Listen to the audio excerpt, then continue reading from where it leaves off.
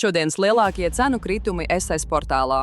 5 auto un 5 nekustamie īpašumi ar visstraujāk kritušajām cenām.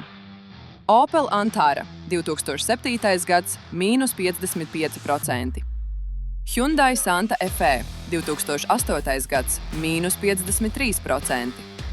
Mercedes Sprinter 2010. gads – mīnus 50%. Volvo S60 2002. gads – mīnus 50%.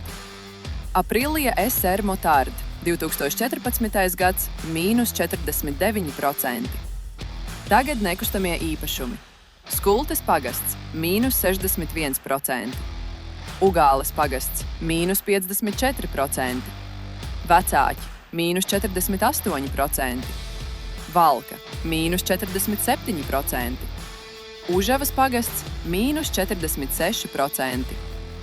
Vairāk cenu kritumu katru dienu. Cenu mednieks – saite profilā.